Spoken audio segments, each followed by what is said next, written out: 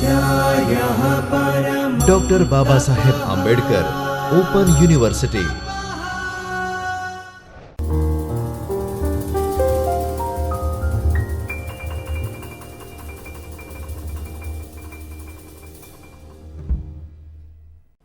નમસ્કાર વિદ્યાર્થી મિત્રો, હું Vishal M Tundaliya, assistant professor of political science, doctor Baba Saheb આંબેડકરના ઓપન યુનિવર્સિટીમાંથી આપ સૌનું હાર્દિક સ્વાગત કરું છું.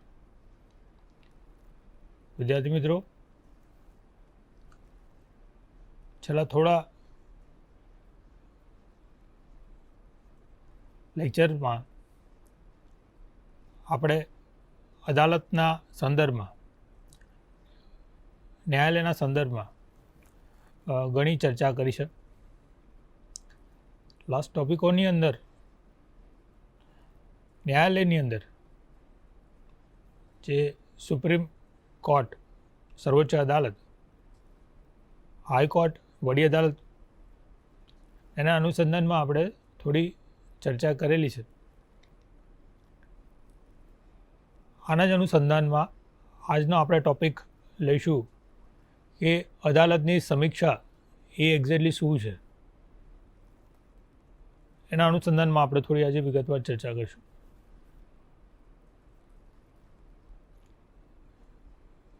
ભારતીય લોકતંત્ર જે વિશ્વનું સૌથી મોટું એ લિખિત બંધારણ, જેની અંદર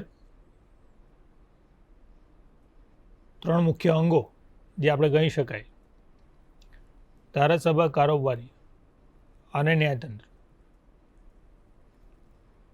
આ ન્યાયતંત્રની અંદર જેનો વ્યાપ્ત ઘણો વિશાળ છે, એના જ અનુસંધાનમાં અદાલતની સમીક્ષા એને આપણે કયા સંદર્ભમાં જોઈ શકીએ, એ એક્ઝેક્ટલી શું છે. કે જ્યારે આપણે ન્યાયતંત્ર વિશે વાત કરીએ છીએ તો એનું કાર્યક્ષેત્ર છે, એની સત્તાઓ છે, એનો વ્યાપ્ત છે, એ ઘણો વિશાળ માત્રામાં આપણે ગણી શકાય. ઘણા એવા ટૉપિક છે, ઘણા એવા વિષય છે કે જેને આપણે અભ્યાસ કરવો એ આપણા માટે અગત્યનું અનિવાર્ય ફેક્ટર બની જાય. ઘણા એવા ફેક્ટર્સ એવા હોય છે કે જે આપણે ના એને સમજી શકીએ છીએ, ના એના વિશે કંઈ જાણી શકીએ છીએ. પણ ઘણા એવા વિષયો છે કે જેને પર્ટિક્યુલર સમજવું એ ઘણી અનિવાર્યતા બની જાય. એવો જ એક આ વિષય આપણે ગણી શકાય કે અદાલતની સમીક્ષા એક્ઝેક્ટલી શું છે, શું કહેવા માગે છે.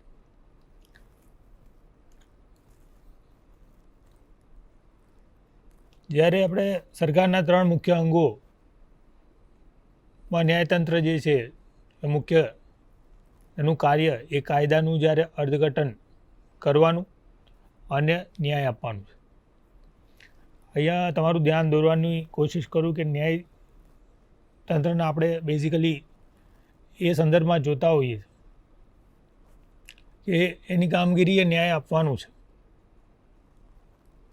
પણ સાથોસાથ એ વિષય પર ધ્યાન આપવું જોઈએ કે એનું કાર્યક્ષેત્ર એ કાયદાનું અર્થઘટન પણ કરવાનું એ બની રહે છે. જેમ કે ધારાસભા એ કાયદો ઘડવાનું કાર્ય કરે, કારોબારી એનું ઇમ્પ્લિમેન્ટેશન કરવાનું કરે, જ્યારે ન્યાયતંત્ર એ કાયદા જે હોય છે એનું અર્થઘટન પણ કરે છે અને એનું ન્યાય આપવાનું કાર્ય કરે. આ શાખા એ મનુષ્યના જીવનમાં ખૂબ જ એક અગત્યનું સ્થાન ધરાવેલું છે. અને એમાં જ્યારે આપણે અદાલતની સમીક્ષા અને સંસ્થાકીય વ્યવસ્થા એની વાત કરીએ ને, તો એ વિશ્વને જો કોઈ આપનારું કોઈ રાષ્ટ્ર હોય તો એ અમેરિકા છે કે અમેરિકા થ્રુ વિશ્વને એક ભેટ રહી અને એ છે અદાલતી સમીક્ષાના માધ્યમથી. મોન્ટેસ્ક્યુ કે જે એક વિદ્વાન થઈ ગયા, એમણે પોતાના જે સત્તા વિશ્લેષણ છે એનો સિદ્ધાંત રજૂ કર્યો હતો,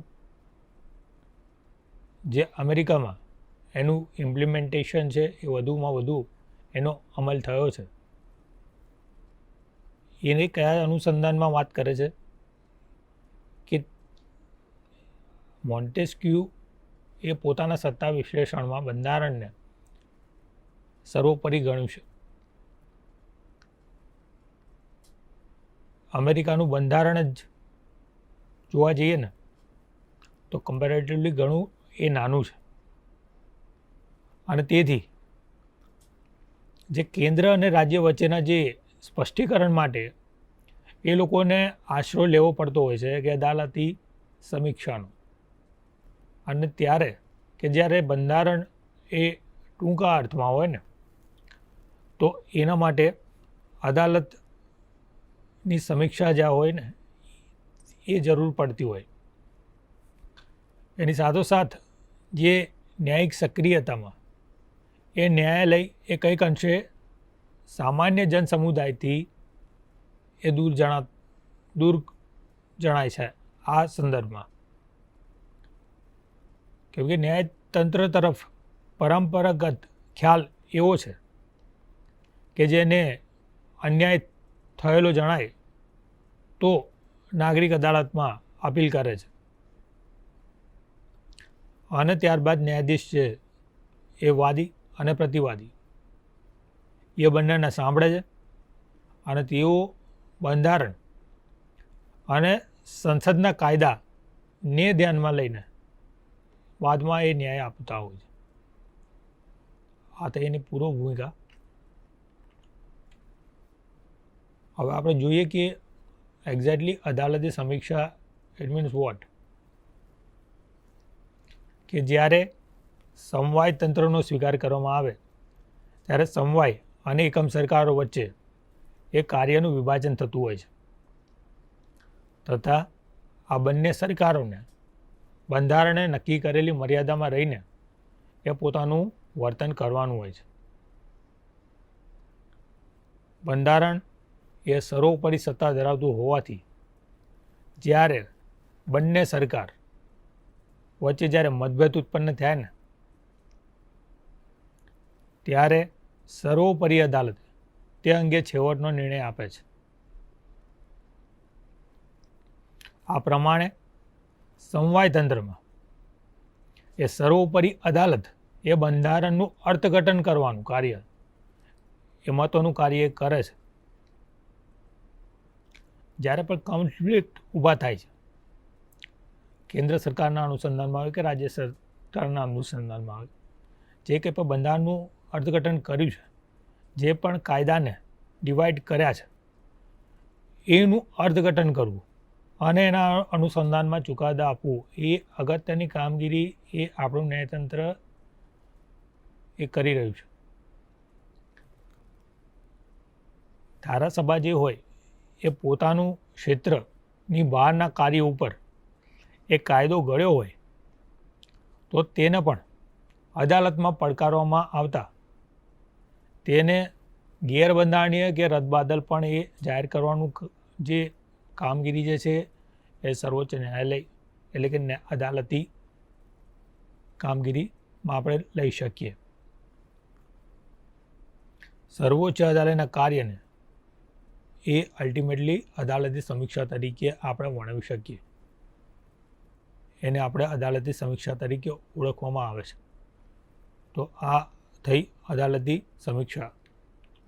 ભારતની જે કલમ 331થી 131 અને 132ના 42માં તથા 43માં જે બંધારણને સુધારા થયા એમાં અદાલતી સમીક્ષામાં સર્વોચ્ચ અદાલતને સત્તા નામશેષ કરાઈ હતી.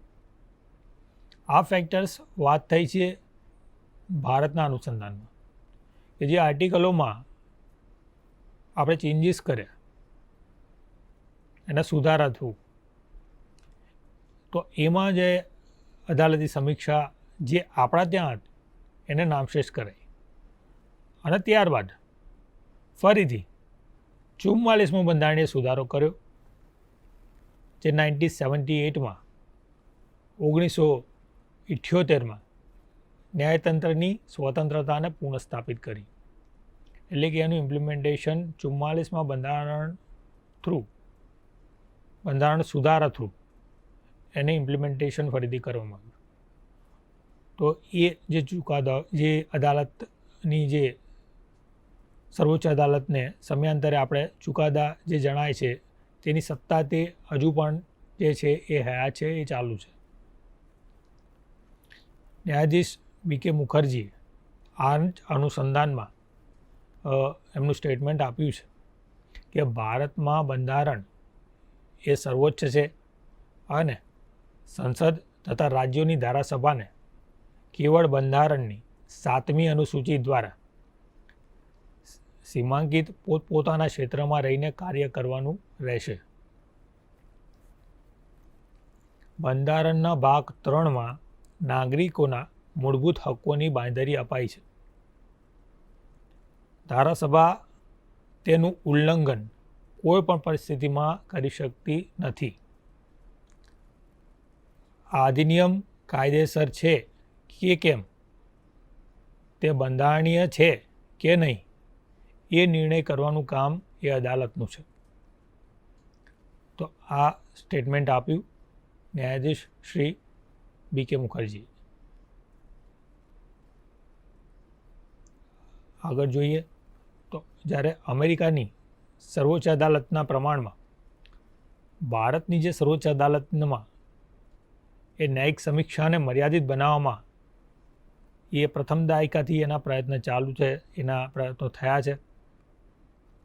1955માં બંધારણમાં 9મી અનુસૂચિમાં મૂકેલા કાયદાઓને અદાલતી સમીક્ષાથી બનાવાયેલા આપણને જોવા મળે. આ જોયું આપણે કે અદાલતી સમીક્ષા શું હતી. અદાલતી સમીક્ષાના આ જ ફેક્ટર્સમાં, આ જ અનુસંધાનમાં જે ટીકાકારો છે એને આપણે કઈ રીતે વર્ણવી શકીએ કે જે એની ટીકા શું હોઈ શકે. જ્યારે અદાલતી સમીક્ષા દ્વારા આપણે જોઈએ કે સર્વોચ્ચ અદાલતના ન્યાયાધીશો એ કાયદાનું જે ઘડતર કરવાનું જે છે એ કાર્ય કરતા હોય છે. અમેરિકામાં ન્યાયતંત્રે અદાલતી સમીક્ષાના લીધે જ એ ખૂબ મહત્ત્વનું સ્થાન પ્રાપ્ત કર્યું છે. તેના ચુકાદાથી ઘણી વખત નવા કાયદાઓ પણ અસ્તિત્વમાં આવ્યા છે અને તેથી એવું કહી શકાય કે અમેરિકામાં કોંગ્રેસ નહીં પરંતુ ન્યાયાધીશો એક કાયદાઓ તૈયાર કરે છે. તો આ શું કહેવા માગે છે કે આપણે પહેલાં જોયું છે કે અદાલતી સમીક્ષા એ શેના અનુસંધાનમાં જોયું કે અમેરિકા થ્રુ વિશ્વને એક ભેટ સમક્ષ અદાલતી સમીક્ષા આપવામાં આવી. અદાલતી સમીક્ષાના અનુસંધાનમાં ફેક્ટર્સ કેમ કામ એવું કરે છે કે ભારતનું જે બંધારણ છે, લેખિત બંધારણ અને ઘણી મોટા પાયા પર છે, પણ જ્યારે અમેરિકાના અનુસંધાનમાં આપણે જોઈએ છે તો એ થોડું નાનું બંધારણ છે. અને કેમ કે નાનું બંધારણ હોવાને કારણે ઘણા બધા એવા ચુકાદાઓ છે જે ન્યાયતંત્ર જે એનું અર્થઘટનને ચુકાદા આપવાનું જો એની કામગીરી હોય તો એ બંધારણને અનુસંધાનમાં રાખીને અને પ્લસ જે નીતિ નિયમો જે ભૂતકાળની અંદર જે સંસદમાં, સેનેટમાં જે કંઈ પણ ચુકાદા હોય એના અનુસંધાનમાં ધ્યાનમાં રાખીને એ એમનું ઇમ્પ્લિમેન્ટેશન આપતા હોય છે, એનું ચુકાદા એ આપતા હોય છે. તો આ ફેક્ટર્સમાં ટીકામાં એવું રજૂ કરવામાં આવે છે કે અદાલતી સમીક્ષાના અનુસંધાનમાં કે અમેરિકાની કોંગ્રેસ નહીં પણ ન્યાયાધીશ એના ચુકાદાઓ એના કાયદાઓ તૈયાર કરતા હોય એવું આપણને આ ટીકામાં લાગી શકે. અદાલતી સમીક્ષા દ્વારા લેવાયેલા નિર્ણય એ બહુમતીથી લેવાય છે પરંતુ ઘણી વખત આ બહુમતી માત્ર એકની જ હોય છે. એટલે કે નિર્ણય તરફથી જો 5 ન્યાયાધીશો મત આપ્યા હોય અને નિર્ણયની વિરુદ્ધમાં 4 ન્યાયાધીશોએ પોતાનો અભિપ્રાય એ વ્યક્ત કર્યો હોય તો આમ માત્ર એક જ ન્યાયાધીશના વલણથી પ્રજાના જે પ્રતિનિધિઓ એ બાબત પરત્વે લીધેલા નિર્ણયને ફગાવી દે છે. એટલું જ નહીં, પરંતુ આ પ્રક્રિયા એ મનુષ્યની સરમુખત્યાર તરીકે સ્થપાય છે. તો એમાં શું કહેવા માગે છે કે કોઈ પણ ચુકાદાના અનુસંધાનમાં જે 9 જેટલા ન્યાયાધીશો હોય એમાં 5 તરફેણમાં આપે છે અને 5માંથી 4 એ એના વિરુદ્ધમાં આપે છે, તો ફક્ત એક જ મતના અનુસંધાનમાં એ જે ચુકાદા જે હશે એ જે નિર્ણય છે એને ફગાવી દેવામાં આવતું હોય છે જે પ્રતિનિધિઓ દ્વારા લેવામાં આવ્યું છે. એટલે કે એ જ ફેક્ટરમાં ન્યાયતંત્ર એ પોતાનો નિર્ણય એ ઇમ્પ્લિમેન્ટેશનમાં મૂકે છે, તો આ એક એની ટીકા સ્વરૂપે આપણે જોવાય છે. ત્રીજા ફેક્ટર્સમાં છે કે અદાલતી સમીક્ષા એવી પણ ટીકા કરવામાં આવે છે કે આ સત્તા દ્વારા સર્વોપરી અદાલત પ્રજાના પ્રતિનિધિઓ દ્વારા ઘડાયેલા કાયદાને રદબાતલ જાહેર કરી અને પ્રજાની ઈચ્છાને એ અવગણે છે. કારણ કે જ્યારે ડેફિનેટલી જ્યારે કોઈ ન્યાયતંત્રમાં ન્યાયાધીશોને એ સ્વતંત્રતા હોય કે જે પોતાની જે કોઈ પણ કાયદો જે હોય, જેમ જોયું કે એમ કે જ્યાં બંધારણ જો કોઈક નાનું હોય અને જે નીતિ નિયમોના અનુસંધાનમાં એમને ચુકાદાઓ રજૂ કરવાના હોય તો એ ક્યારેક એવું બની શકે કે પ્રજાની જે ઈચ્છાઓ કે જે પ્રતિનિધિઓ થ્રુ થતી હોય છે એની અવગણના આપણને થતી એમાં જોવા મળે. અમેરિકાના જે સર્વોચ્ચ અદાલત દ્વારા અદાલતની સમીક્ષા જેનું સ્થાન પ્રાપ્ત કર્યું છે એ વિચાર કરતાં એ જણાય કે તેનું વર્ચસ્વ જે છે એ ખૂબ જ વધી ગયું છે. એક માજી મુખ્ય ન્યાયમૂર્તિએ એ આ જ બાબતમાં એના સમર્થનમાં કહ્યું કે સર્વોપરી અદાલત એ એવું બંધારણ છે કે એનો વિચાર એ રીતે રજૂ કર્યો અમેરિકામાં કે સર્વોપરી અદાલત કહે તે બંધારણ. તો આ મેં બંધારણનું અર્થઘટન કરીને એ સર્વોપરી અદાલતને આગવું સ્થાન પ્રાપ્ત કર્યું છે કે બંધારણમાં જે સર્વોપરી અદાલત જે કહે છે તો એ જ બંધારણ બને છે. તો આ પણ એક એની ટીકા સ્વરૂપે આપણે વર્ણવી શકીએ. ત્યારબાદ જોઈએ તો જ્યાં સમાજવાદી ચિંતકોના સમર્થનમાં એવી ટીકા પણ થઈ છે કે જ્યારે સર્વોચ્ચ અદાલતમાં મોટી ઉંમરના જ્યારે ન્યાયાધીશો બેસે છે તો એ રૂઢિવાદી વલણવાળા હોવાથી ની શક્યતા એમાં રહેલી હોય છે અને તેથી તે સંસદના પ્રગતિશીલ કાયદા અને કારોબારીનું જે પ્રગતિશીલ જે પગલાં જે છે એને નકામે બનાવી શકે છે અને જે બાબતે બરાબર નથી.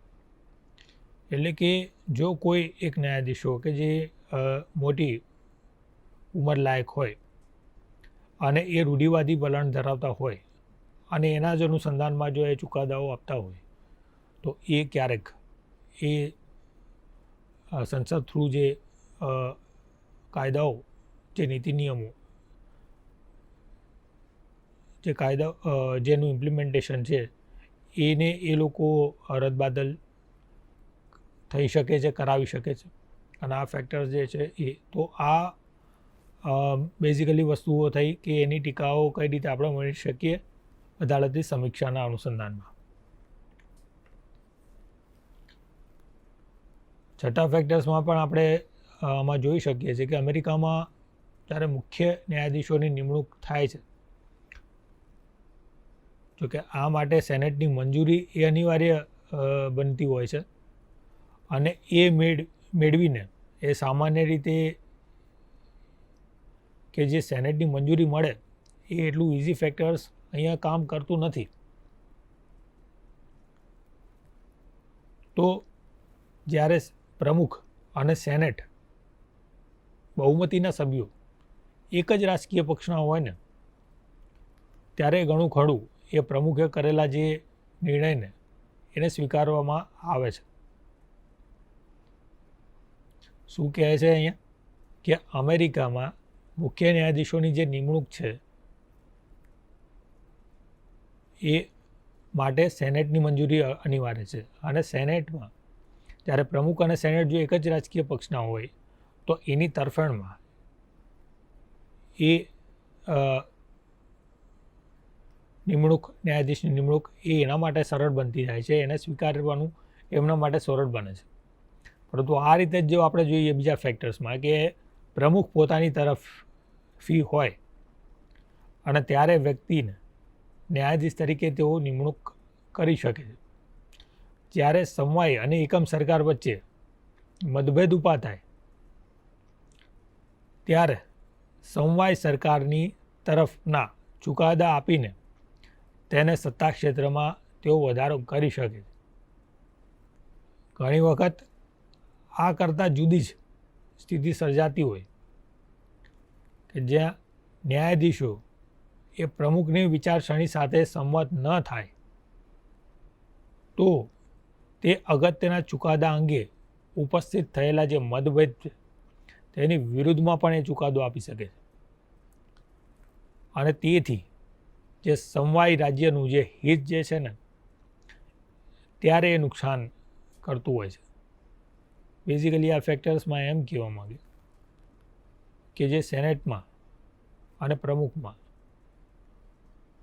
કયા પ્રકારનો એમનો વ્યવહાર છે એના અનુસંધાનમાં ન્યાયતંત્ર એ પોતાના ચુકાદાઓ એના હિતમાં કે એના વિરુદ્ધમાં પણ આપણને આપતા જોવા મળે. તો આને પણ આપણે એક ટીકાત્મક સ્વરૂપે આપણે અહીંયા ભણવામાં આવેલું છે.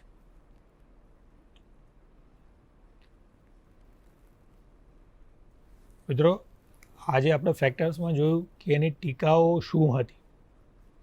હવે જોઈએ કે એ અદાલતી સમીક્ષાના જે ઇમ્પ્લિમેન્ટેશન એના સૂચનો શું છે, એને કઈ રીતે વધારે ટીકાત્મક દ્રષ્ટિને બાદ કરતાં એનામાં સુધારો કરી શકાય છે, એના સૂચનો શું હોઈ શકે. તો જ્યારે બંધારણમાં ફેરફાર કરીને સર્વોચ્ચ અદાલત એ અદાલતી સમીક્ષાની સત્તા એ દૂર કરવી, કેમ કે સમવાય તંત્રમાં બંધારણમાં તેમજ એકમમાં રાજ્યોમાં હિતોના રક્ષણ માટે અદાલતી સમીક્ષા એ જરૂરી ગણાય છે. એટલે કે બંધારણમાં સુધારો જ્યારે આપણે કરીએ અને એમાં અદાલતી સમીક્ષા સર્વોચ્ચ અદાલત એ અદાલતી સમીક્ષાને સત્તાથી દૂર કરે, એટલે કે સત્તાથી એમને દૂર કરવાની વાત છે અદાલતી સમીક્ષાને.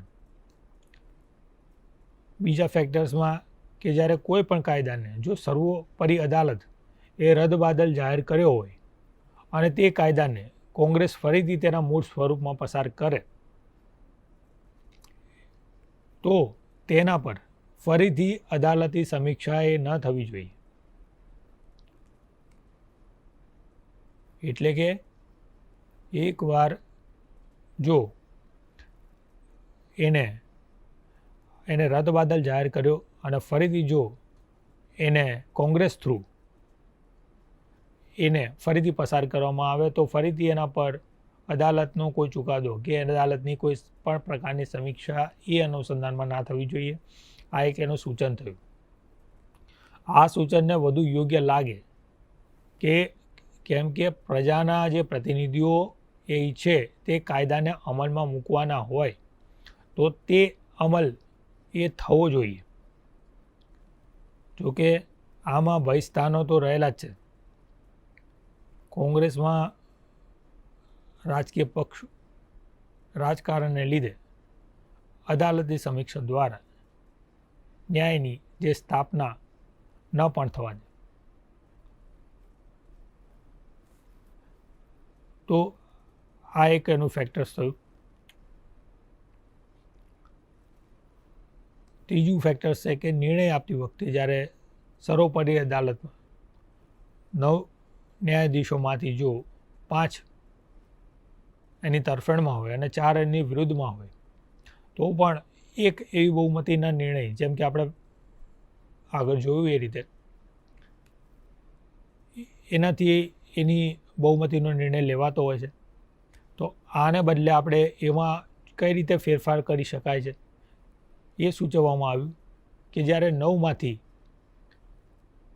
5ને બદલે આપણે 7 એની તરફેણની વાત કરે તો જ એ નિર્ણયનું એનું ઇમ્પ્લિમેન્ટેશન કરીએ. એટલે કે 9માંથી 5 તરફેણ અને 4 વિરુદ્ધમાં હતા, એની જગ્યાએ 5ની જગ્યાએ 7 જો એની તરફેણ આપે તો જ એને નિર્ણયને આપણે અમલમાં એ મૂકી શકીએ.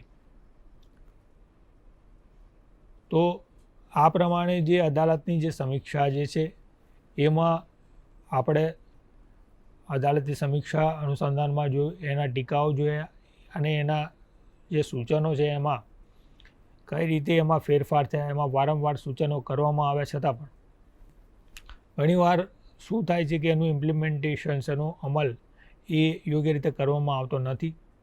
ઉપરાંત આ સમીક્ષા ઉપર ટીકાઓ થતી હોવા છતાં પણ એવું તે સમવાય તંત્રમાં એ અનિવાર્ય હોવાને લીધે તે બંધારણ રીતે અથવા તો ન્યાયાધીશ ચુકાદા દ્વારા તેને અલ્ટિમેટલી એ સ્વીકાર કરવામાં એ આવે છે.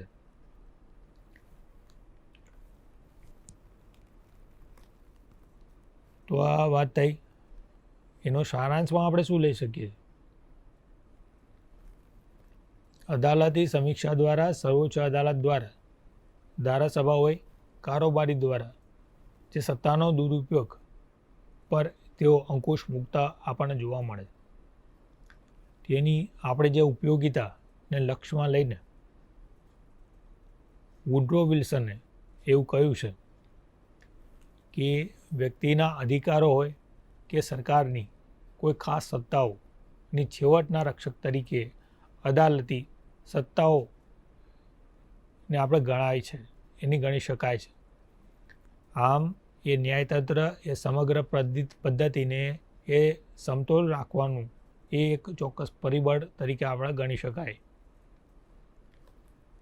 જે પ્રવર્તતા જે સંજોગો છે એમાં ન્યાયતંત્રની જે સક્રિયતા છે એ ખૂબ જ જરૂરી બની જતું હોય છે, પરંતુ તેનો અતિરેક ન થાય, તેમજ સરકારના જે 3 શાખાઓ છે એની વચ્ચે જે સંતુલન જળવાય તેના પ્રત્યે એ ઉદાસીનતા ન દર્શાવાય અને તેની તકેદારી રાખવાની એ ખૂબ જ આવશ્યકતા અહીંયા આપણને બનતી એ જોવા મળે. તો વિદ્યાર્થી મિત્રો, આપણે આજના ટૉપિકની અંદર એ જોયું કે ન્યાયતંત્રની અંદર અદાલતી સમીક્ષા એ એક્ઝેક્ટલી શું કહેવા માગે છે, એના ટીકા શું હોઈ શકે અને એના અનુસંધાનમાં એના સૂચનો શું હોઈ શકે. હું આશા રાખું કે આજે જે ટૉપિક હતો એ ખૂબ જ ટૂંકાણમાં પણ એક સચોટ રીતે તમારી સમક્ષ રજૂ કરવાનો મેં પ્રયત્ન કર્યો છે. કંઈક અંશે એના અનુસંધાનમાં આપને કંઈ ખ્યાલ આવ્યો હશે એ આશા સાથે આ ટૉપિકને વિરમું છું. જય ભારત, જય હિન્દ. स्वाध्यायः